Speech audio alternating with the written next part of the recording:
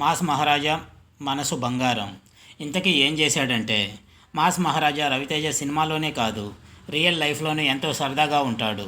మనసులో ఏది పెట్టుకోకుండా ఉన్నది ఉన్నట్లు మాట్లాడతాడు. ఎంతోమంది దర్శకులకు లైఫ్ ఇచ్చాడు. అభిమానులను కూడా తన సొంత ఫ్యామిలీగా భావిస్తాడు. ఇతడు ప్రస్తుతం డైరెక్టర్ హరీష్ శంకర్తో కలిసి మిస్టర్ బచ్చన్ సినిమా చేస్తున్నాడు.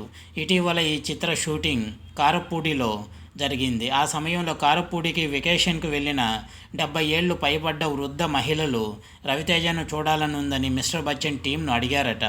ఈ విషయాన్ని రవితేజకు చేరవేయగా ఆయన వారిని కలిసేందుకు రెడీ అయ్యాడు.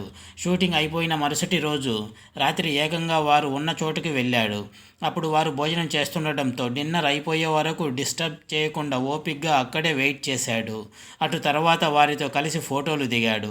తమ భోజనం అయ్యేంత వరకు రవితేజ వెయిట్ చేశాడని తెలిసి భామలు ఎంతో సంతోషంతో ఉప్పొంగిపోయారు. ఇంతకీ భామల డిన్నర్ అయ్యేంత వరకు ఎందుకు ఎదురు చూడటం అని టీం అడగ్గా, వారు సీనియర్ సిటిజన్లు, వారి కోసం నేను వెయిట్ చేసిన క్షణాలు ఆ వృద్ధ జీవితంలోనే మర్చిపోలేని క్షణాలుగా మిగిలిపోతాయని బదులిచ్చాడట రవితేజ. రవితేజ మనసు బంగారం అని చెప్పడానికి ఇంతకన్నా మంచి నిదర్శనం ఏముంటుంది చెప్పండి. ఇది వ్యూవర్స్.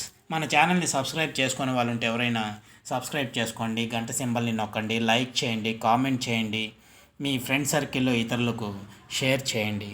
Thank you.